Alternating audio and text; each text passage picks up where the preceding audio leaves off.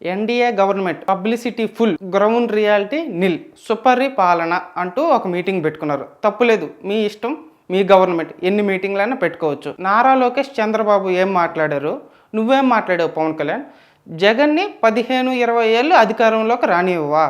జగన్ చేసిన దాంట్లో 10% డెవలప్మెంట్ అన్నా నువ్వు చేసావా? చేయలేదు. కానీ జగన్ మా అధికారంలోకి రానివ్వవు.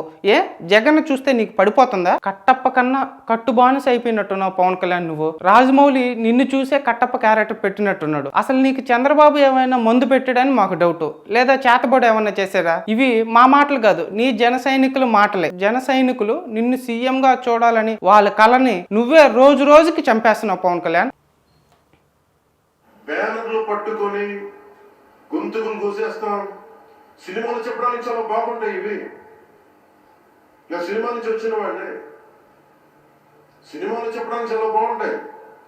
నిజ జీవితంలో నమ్మి మోసపోకండి.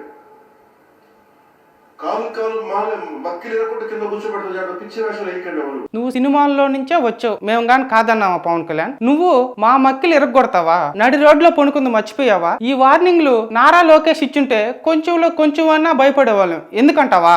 నారా లోకేష్ మంగళగిరిలో ఓడిపోయాడు. లేదు, నేను మళ్ళీ అక్కడి నుంచే పోటీ చేస్తానని ఛాలెంజ్ చేశాడు, గెలిచి చూపించాడు. నీ బ్రతుక్కి ఒక సొంత నియోజకవర్గం లేదు, రాష్ట్రం అంతా కుక్క తిరిగినట్టు అంతా తిరిగావు. అప్పటికి నేను ఎక్కడ ఎమ్మెల్యే అవ్వలేకపోతే నన్ను భయపడి ఒక కులాన్ని అడ్డు పెట్టుకొని ఒక నియోజకవర్గాన్ని సెలెక్ట్ చేసుకున్నావు. అప్పుడు కూడా నీకు నమ్మకం లేదు నేను గెలుస్తానో గెలవనని. అందుకని ఒక పార్టీ పెట్టి ఎమ్మెల్యే అవడానికి ఒక ఎమ్మెల్యే కాళ్ళు పట్టుకొని మొదటిసారి ఎమ్మెల్యే అయ్యావు. ఇది నీ చరిత్ర. అసలు ఎవడైనా ప్రజల దయతో ఎమ్మెల్యే అవుతాడు, నువ్వు మాత్రం వర్మ దయతో ఎమ్మెల్యే అయ్యావు. రేపు నువ్వు మళ్ళీ గెలవచ్చు, కానీ నీ మొదటి గెలుపు మాత్రం ఒకటి దయతో గెలిచావని గుర్తుపెట్టుకో పవన్ కళ్యాణ్. అందరూ లోకేష్ ని పప్పు అనుకుంటున్నారు, కానీ అసలైన పప్పు నువ్వు. లోకేష్ లో రోజు రోజుకి సీఎం అవ్వాలని కసి పెరుగుతుంటే నీలో మాత్రం రోజు రోజుకి చంద్రబాబుకి ఊడికం చేయాలని కసి మాత్రం పెరుగుతుంది. నీకు ఇక్కడ భయపడేవాడు ఎవరు లేడు. మాకు చేతులున్నాయి, మేము కూడా మక్కిలు ఎరగొట్టి కింద కూర్చోబెట్టగలుగుతాం. మర్చిపోబాకు పీకే. కాబట్టి ఇలాంటి సినిమా డైలాగులు సినిమాలో చెప్పుకో పీకే.